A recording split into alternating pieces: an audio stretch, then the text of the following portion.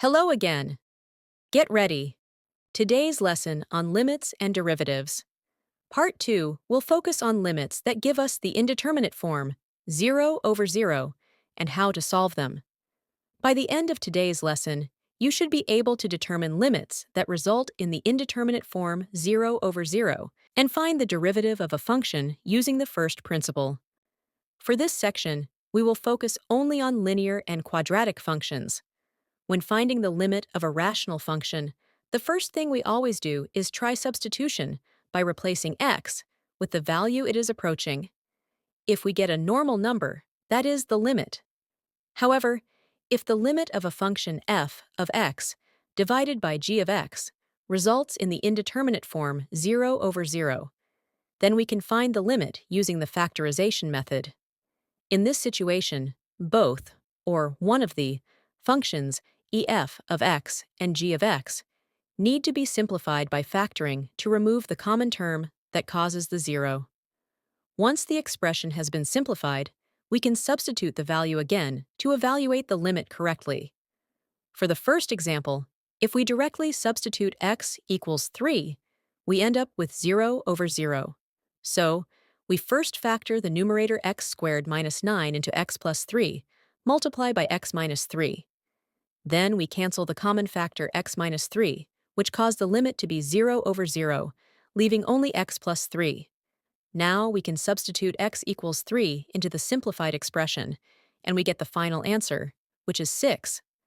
Similarly, for the second example, if we directly substitute x equals -1, we also end up with 0 over 0. So, we begin by factoring the numerator, 4x squared plus x minus 3, into 4x minus 3, multiply by x plus 1. Then we cancel the common factor x plus 1, which is the term causing the indeterminate form, leaving only 4x minus 3. Now we can substitute x equals -1 into the simplified expression, and the final answer we get is -7. For the third example, if we directly substitute t equals 0, we also end up with 0 over 0.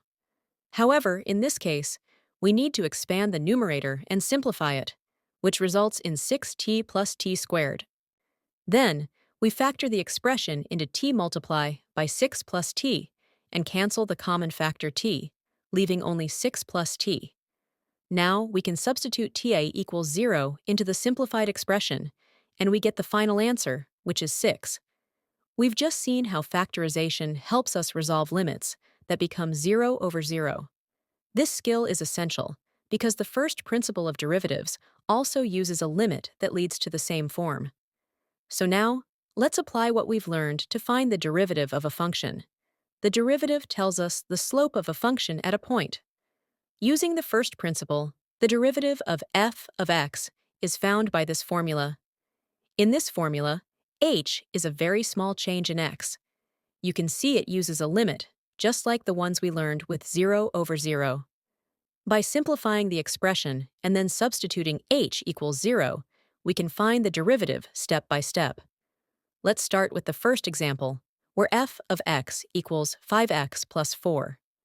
The first step is to find f of x plus h by replacing x with x plus h. When we expand it, we get 5x plus 5h plus 4. Next, we substitute both f of x plus h and f of x into the first principle formula. After simplifying, we can cancel out 5x plus 4, leaving only 5h in the numerator.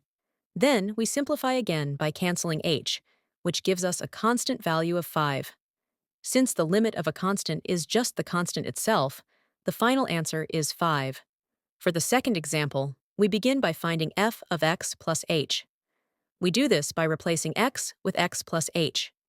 When we expand x plus h squared, we get x squared plus 2 hx plus h squared, and we substitute this into the function to form f of x plus h. Next, we substitute both f of x plus h and f of x into the first principle formula.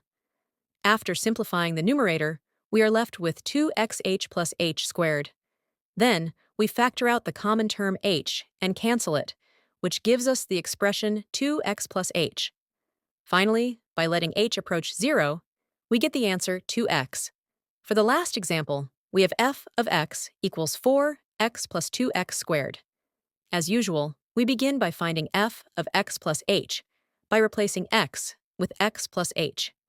After expanding the expression, we substitute both f of x plus h and f of x into the first principal formula. When we simplify the numerator, we get 4h plus 4xh plus 2h squared. Next, we factor out the common term h and cancel it, leaving 4 plus 4x plus 2h. Finally, by letting h approach 0, we get the answer 4 plus 4x. With the first derivative obtained, we will now find f prime of 2 and f prime of negative 2. Simply substitute x equals 2 and x equals negative 2 into the first derivative to obtain the answers 12 and negative 4, respectively. End of lesson evaluation. Please answer the question and kindly submit your responses using the attendance QR code provided. Thank you for your attention. Please make sure to read the materials before our next lesson. Have a nice day.